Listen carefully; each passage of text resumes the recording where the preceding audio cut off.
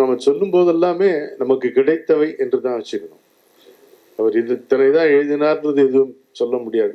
தொலைந்து போனது தான் அதிகம். காற்றில் பறந்த கவிதைகள் கோடி, கனவில் உதித்து காலையில் எழுந்ததும் கண்கள் பனிக்க செய்தவை கோடி என்பது போல ஏதோ காலம் ஏதோ ஒரு காரணத்தினால் பலவற்றை பறித்து கொண்டது, அல்லது இவர்களுக்கு இது போதும் என்று வைத்தது. ஆனால் நம்ம உன்னிப்பாக பார்க்கும் பொழுது நமக்கு இவர்கள் இந்த 4 பாடிய பாடல்களில் 2 வரிகள் இருந்தாலே போதுமானது என்கின்ற அளவுக்கு அவர்கள் சிவம் என்பதை பிழிந்து கொடுத்திருக்கிறார்கள். போற்றால் உலகேழின் வரும் துயரும், 7 உலகத்திலிருந்து எந்த துயர் வந்தாலும் அது போயிடும் அப்படிங்கிறது இந்த பதிகத்துல இருக்கு அப்படின்னு சேக்கிழார் குறிப்பிடுகிறார். எப்படின்னு கேட்டேன்னா, அந்த பதிகத்தை அப்பர் சுவாமிகள் எதிர் நின்று புகழ்றாருங்கிறார்.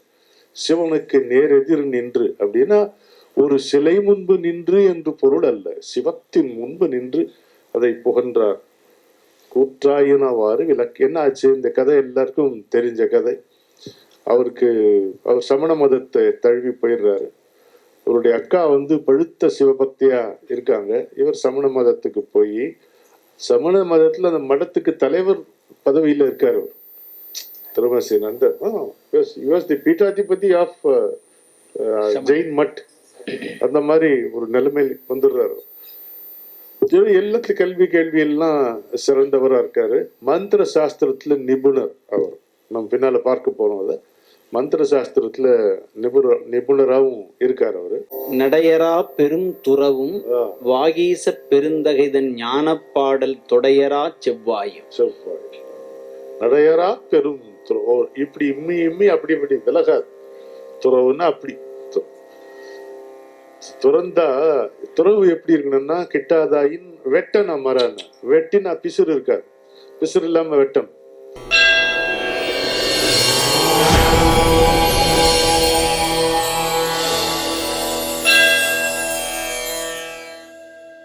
தெளிவு தர மொழிந்திடுதல், சிந்திப்பார்க்கே களி வளர உள்ளத்தில் ஆனந்த கனவு பல காட்டல், கண்ணீர் துளிவர உள்ளுருக்குதல், இங்கிவையெல்லாம் நீ அருளும் தொழில்கள் அன்றோ, ஒளிவளரும் தமிழ்வாணி அடியனேற்கிவை அனைத்தும் உதவுவாயே.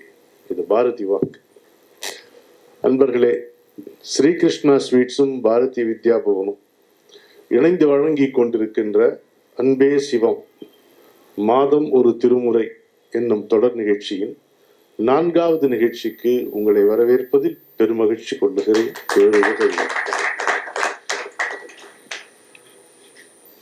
நிகழ்ச்சிக்கு முன்பு நான் அன்பர்களிடம் பேசிக் கொண்டிருந்தபடி, இது நான் செய்யும் நிகழ்ச்சி அல்ல, இது எனக்கான நிகழ்ச்சி. ஓதுவாரோடு உட்கார்ந்து அவரை பாடச் சொல்லி கேட்க வேண்டும் என்பது என்னுடைய பேரவாக்களில் ஒன்று, என்னுடைய கனவுகளில் ஒன்று. நான் அவர் போய் கூப்பிட்டு ஐயா நீ பாடுங்க அப்படின்னு கேட்க முடியாது, அது முறையே கிடையாது. எத்தனையோ நாட்கள் மாட வீதியில் நடக்கும் போதோ இந்த கோயிலில் உட்கார்ந்து இருக்கும் பொழுதோ ஒரு பாட நம்ம கேட்டிருக்கிறோம், இணையத்திலும் கேட்டிருக்கிறோம். அது பார்த்தாதா ஏன் அவர் பக்கத்துல உட்காத்தி வச்சு பாடு கேட்கணும் அப்படின்னா, அதுல ஒரு சுயநலம் இருக்கு.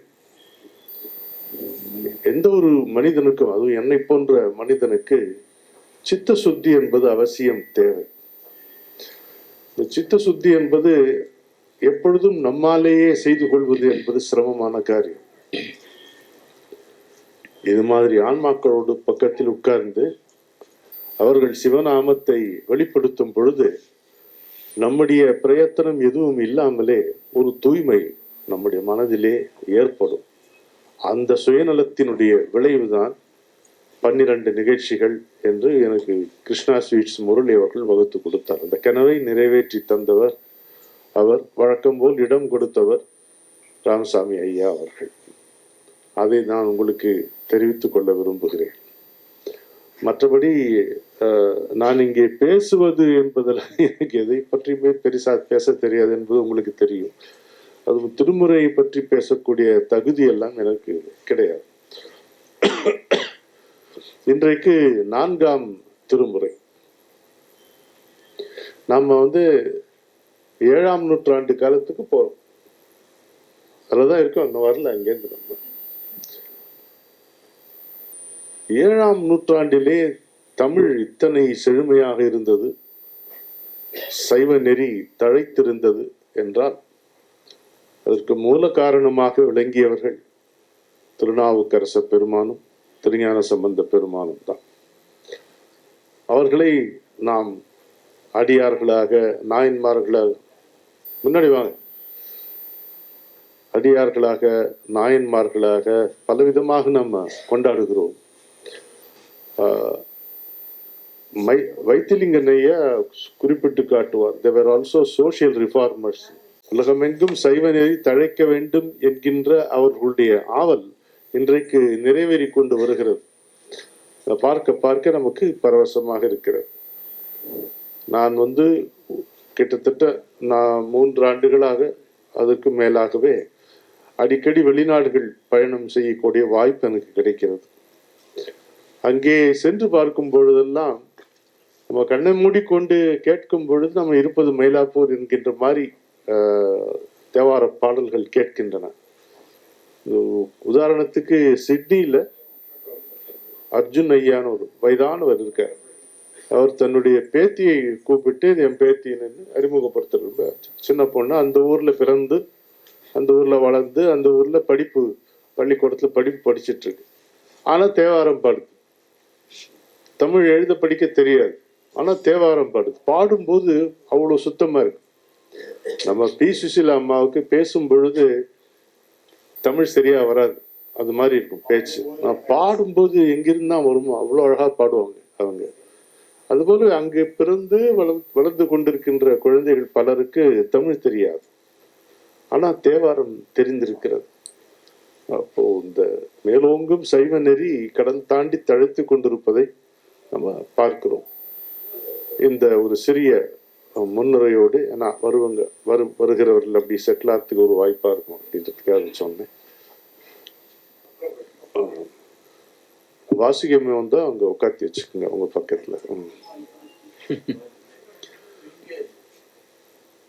133 பதிகங்கள் கொண்டது 4ஆம் திருமுறை.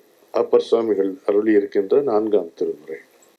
இப்ப நம்ம சொல்லும் போதெல்லாமே நமக்கு கிடைத்தவை என்றுதான் வச்சுக்கணும். அவர் இது இத்தனைதான் எழுதினார்ன்றது எதுவும் சொல்ல முடியாது, தொலைந்து போனதுதான் அதிகம். காற்றில் பறந்த கவிதைகள் கோடி, கனவில் உதித்து காலையில் எழுந்ததும் கண்கள் பனிக்க செய்தவை கோடி என்பது போல, ஏதோ காலம் ஏதோ ஒரு காரணத்தினால் பலவற்றை பறித்து கொண்டது, அல்லது இவர்களுக்கு இது போதும் என்று வைத்தது. ஆனால் நம்ம உன்னிப்பாக பார்க்கும் பொழுது நமக்கு இவர்கள் இந்த 4 பாடிய பாடல்களில் 2 வரிகள் இருந்தாலே போதுமானது என்கின்ற அளவுக்கு அவர்கள்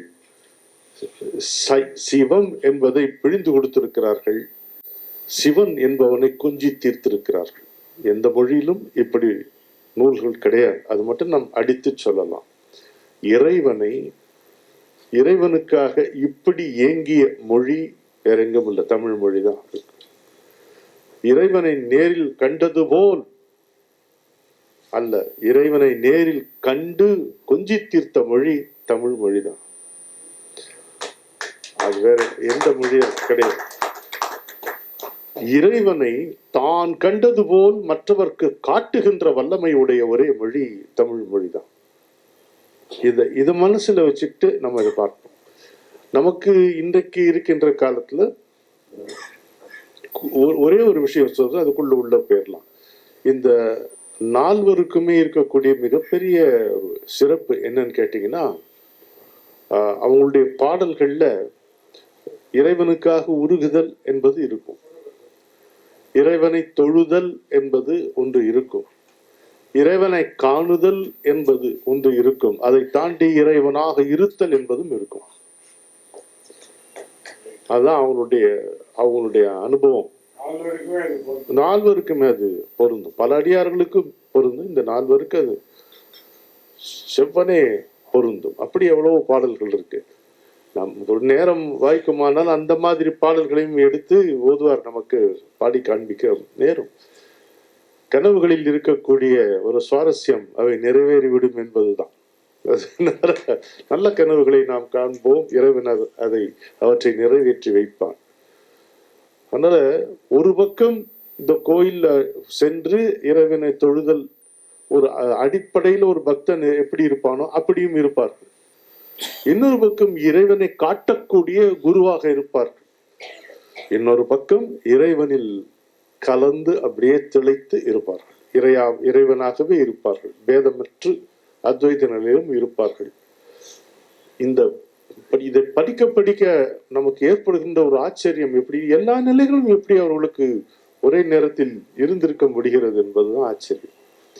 அதனால நம்ம தப்பித்தவறி கூட ஏதோ ஒரு அஸ்ரத்தையாலோ அவர்களை பற்றி அலட்சியமாக குறிப்பிட்டு விடக்கூடாது, கருதி விடக்கூடாது.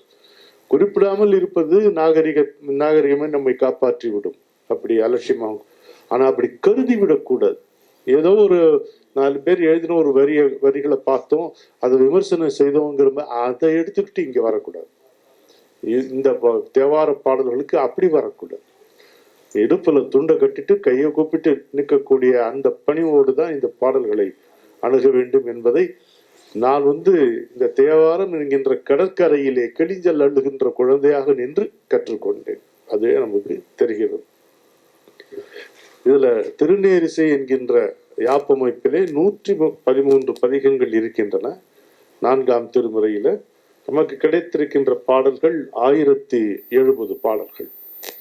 ரொம்ப டிராமாட்டிக். அப்பருடைய வாழ்க்கைன்றது பார்த்தீங்கன்னா டிராமா ஆஃப்டர் டிராமா, அது மாதிரி இருக்கும். நீங்க ஒரு ஸ்கிரிப்ட் நீங்க எழுதினீங்கன்னு வச்சுக்கோங்களேன், அவ்வளோ அரஸ்டிங்கா இருக்கும் அந்த ஸ்கிரிப்ட்.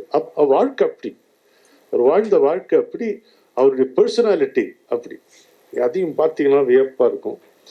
முக்கிய பதிகம்னு நம்ம பார்க்கும்போது கூற்றாயினவாறு விளக்ககலீர்னு அவருடைய முதல் பதிகத்தை நம்ம பார்க்க போறோம். அவருடைய தத்துவ ஞானம், சிவபக்தி எல்லாமே பார்க்கலாம். பெரிய புராணத்துல அவருக்கு 93 பெயர்கள் குறிப்பிடப்படுகிறது. சேக்கிழார் அவர் திருநாவுக்கரசு சுவாமிகளை 93 பெயர்களை வச்சு குறிப்பிட்டிருக்கிறார். பார்க்கும்போதே சிலிர்ப்பார். அதாவது சிவனை எப்படி இவர்கள் கொஞ்சி தீர்த்தார்களோ அப்பரை சேக்கிழார் அப்படி கொஞ்சி தீர்த்திருக்கிறார் என்று சொல்லலாம். அவர் சொல்ல பாருங்களேன், முதல் திருவதிகை வீரட்டானம். திருவதிகை வீரட்டானம்ங்கிறது எங்க இருக்கு? ஒண்ணும் இல்லைங்க, பண்ருட்டி பக்கத்துல இருக்கு. பண்ருட்டிக்கு ஒரு 2 கிலோமீட்டர் தொலைவில் அந்த இருக்கு. சிவபெருமானுடைய அஷ்ட வீரட்ட தலங்களில் இது ஒன்று. திருநாவுக்கரசர் புராணத்துல, பெரிய புராணத்துல, திருநாவுக்கரசர் புராணத்துல இந்த பதிகத்தை இப்படி குறிப்பிடுகிறார். நீற்றால் நிறைவாகிய மேனியுடன் நிறை உண்புறு சிந்தையில் நேசமிக மாற்றார்புறம் மாற்றிய வேதியரை மருளும் பிணி மாயை அறுத்திடுவான் கூற்றாயினவாறு விளக்ககிலீர் என நீடிய கோதில் திருப்பதிகம் போற்றால் உலகேழின் வரும் துயரும் போமாறு எதிர் நின்று புகன்றனரால். என்ன இதுல கவிதை அப்படின்னு கேட்டா, போற்றால் உலகேழின் வரும் துயரும், 7 உலகத்திலிருந்து எந்த துயர் வந்தாலும் அது போயிடும் அப்படிங்கிறது இந்த பதிகத்துல இருக்கு அப்படின்னு சேக்கிழார் குறிப்பிடுகிறார். எப்படின்னு கேட்டேன்னா, அந்த பதிகத்தை அப்பர் சுவாமிகள் எதிர் நின்று புகன்றார்ங்கிறார். சிவனுக்கு நேர் எதிர் நின்று அப்படின்னா ஒரு சிலை முன்பு நின்று என்று பொருள் அல்ல, சிவத்தின் முன்பு நின்று அதை புகன்றார். கூற்றாயினவாறு விளக்கு. என்ன ஆச்சு? இந்த கதை எல்லாருக்கும் தெரிஞ்ச கதை. அவர் சமண மதத்தை தழுவி போயிடுறாரு. அவருடைய அக்கா பழுத்த சிவபக்தியா இருக்காங்க. இவர் சமண மதத்துக்கு போய், சமண மதத்துல அந்த மடத்துக்கு தலைவர் பதவியில இருக்காரு. திருமசி நந்தர் பீட்டாதிபதி ஆஃப் ஜெயின் மட். அந்த மாதிரி ஒரு நிலைமையில் வந்துடுறாரு. எல்லாத்துலயும் கல்வி கேள்வி எல்லாம் சிறந்தவரா இருக்காரு. மந்திர சாஸ்திரத்துல நிபுணர் அவர். நம்ம பின்னால பார்க்க போறோம். அதை மந்திர சாஸ்திரத்துல நிபுணராகவும் இருக்காரு அவரு. அதுக்கப்புறம் வந்து அக்கா முறையிடுறாங்க, இது என்னது, இது எங்க இருக்க வேண்டியவங்க, நம்ம கோயில்ல எங்க இருக்க வேண்டிய, இப்படி இன்னொரு மாற்று மதத்துக்கு போகலாமான்னு ரொம்ப சிம்பிளா சொல்றேன், அதுக்காக சொல்றேன். அப்போ வந்து அவருக்கு ஒரு நோயை கொடுத்து, ஒரு நிமித்தம் வேணும், எல்லாத்துக்கும் ஒரு நிமித்தம் வேணும், அதை இறைவனே உருவாக்குவது உண்டு. இப்போ வந்து சாய்பாபா வந்தாரு, இல்லை ஒரு சாது வந்தார் வீட்டு வாசல்ல வந்து கையை ஏந்துறார் அப்படின்னா அவங்க கிட்ட இல்லைன்றதுனால ஏந்தல, நமக்கு ஏதாவது கொடுக்கணுன்றதுக்காக ஏந்துறாரு. The receiver is the real giver, அதனால ஏந்துறாங்க. நீங்க பார்த்துருப்பீங்க, இப்படி ஒரு அரிசியை வாங்கிட்டு அந்த உழக்குல, எங்க பாட்டி போடும்போது பார்த்துருக்கேன், அந்த உழக்குல 2 அட்சதை எடுத்து அப்படி போடுவாங்க. எங்க பாட்டி இப்படி நமஸ்காரம் பண்ணுவாங்க. எனக்கு சின்ன வயசுல புரியாது, இவங்க இவங்க போட்டுட்டு நமஸ்காரம் பண்றாங்களே, இது என்ன அப்படின்னு. இப்பதான் நமக்கு அது புரியுது. கொடுக்கிறவன் தான் உண்மையிலே பெறுகிறவன் என்கின்ற ஒப்பற்ற தத்துவத்தை நம்முடைய தர்மம் நமக்கு சொல்லி கொடுக்கிறது. அதனால ஒரு நிமித்தமா ஏதாவது ஒன்றை ஏற்படுத்தி அப்புறம் அருள் செய்வது என்பது இறைவனுடைய ஏற்பாடு. அதனால இந்த சூளை நோய் வருது, குடல்ல வரக்கூடிய அந்த பேர் காலிக் அப்படின்னு சொல்லுவாங்க, காலிக் பெயின். அந்த வார்த்தையே அதுல அப்படி இருக்கு. எப்படின்னா குடல் அப்படி எடுத்து துணி பிழிகிற மாதிரி, இப்படி பிழிகிற மாதிரி வலிக்குமா, எப்படி இருக்கும். குடல்ல உள்ள அப்படி கையை விட்டு அப்படி எடுத்து துணி பிழியும் போது, சுக்கா துணி பிழியணும்னு சொல்லுவாங்கல்ல, அப்படி முறுக்கினா எப்படி வலிக்குமோ அப்படி அப்படி வலிக்குமா. அதுதான் கூற்றாயினவாறு விளக்ககில். அதுவும் வார்த்தை எப்படி பாருங்க, கூற்றுங்கிற வார்த்தையை போடுறார். எமனுக்கு கூற்றுவன் என்று பெயர், உடம்பிலிருந்து உயிரை கூறு போடுபவன், அதனால அவனுக்கு கூற்றுவன் என்று பெயர். அதனால அப்படி வந்து இந்த வழியை எனக்கு கொடுத்துட்டீங்களே, அது விளக்கலையே நீங்க நேரம் கேட்கிறார். ஃபர்ஸ்ட் மீட்டிங் வித் சிவா, அந்த சமணம் மதத்தை விட்டு இரவோடு இரவா வெள்ளை ஆடை உடுத்தி கொண்டு அவர் அக்கா வீட்டுக்கு வந்து, அக்கா கோயிலுக்கு அவர் அனுப்பிச்சு, நீ அங்க போய் நில்லு அப்படின்னு சொல்லி விபூதியை கொடுத்து திருநீரை அவர் பூசிட்டு நிற்கும் போது அவர் பாடக்கூடிய இந்த பாட்டு, என் தோற்றாது என் வயிற்றின் அகம்படியே குடரோடு துடக்கி முடக்கி இடர். அந்த வார்த்தையை தமிழ் சொல்ல கேட்கும் போதே அந்த you can feel the pain. Colic பெயின்ங்கிறது சகிக்கவே முடியாத பெயின். டாக்டர்கிட்ட கேட்டு, நம்ம சுந்தர்கிட்ட எப்படி இருக்கும் அந்த வலின்னு ரொம்ப அழகா சொன்னாரு. ஒண்ணு தற்கொலை பண்ணிக்க தோணும், இல்லைன்னா எதிர நிக்கிறவனு கொலை பண்ண தோணுன்னாரு. அவ்வளோ வலிக்கும் அப்படின்னாரு. அதுதான் அவர் பாடிய முதல் பாடல்.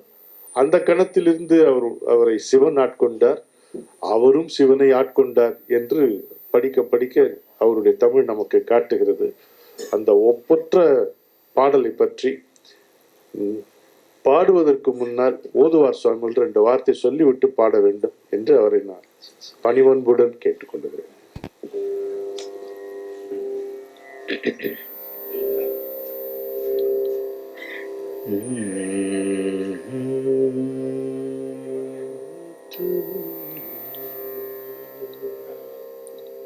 இடையரா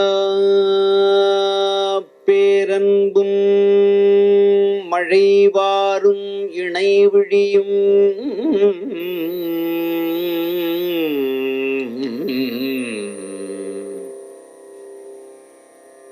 உழவாரத்தின் படையரா திருக்கரமும் சிவபெருமான் திருவடிக்கே பதித்த நெஞ்சும்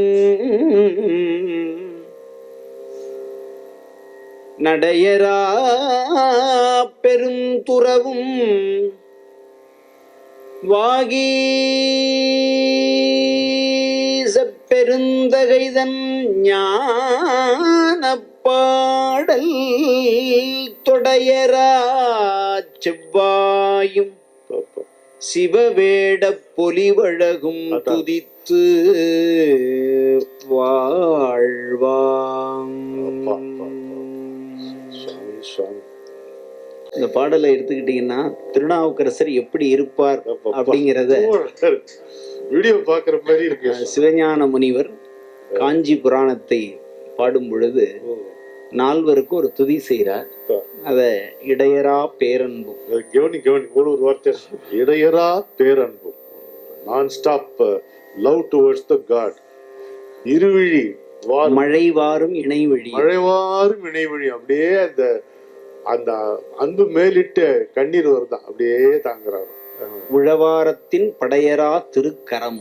அந்த கரம் இருக்கே, முருகன் எப்படி வேலை விட மாட்டானோ அதே மாதிரி உழவார படையை அவர் விடவே மாட்டார்.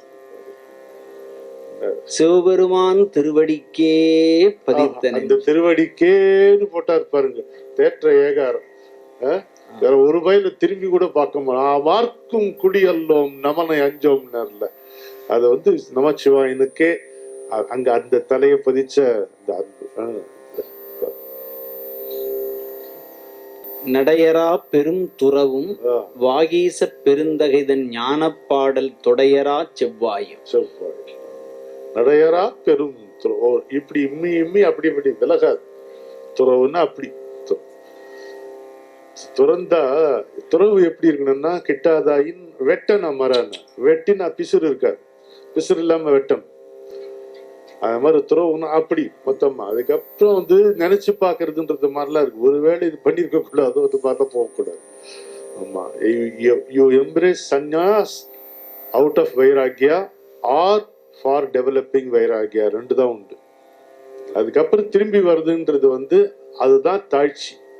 நம்முடைய தர்மத்துல துறவிலிருந்து திருப்பி வருவதுங்கிறது ஒரு வீழ்ச்சியாகவும் தாழ்ச்சியாகவும் கருதப்படுகிறது. அதனால நடையரா துறவும் அப்படின்னு போட்டிருக்க.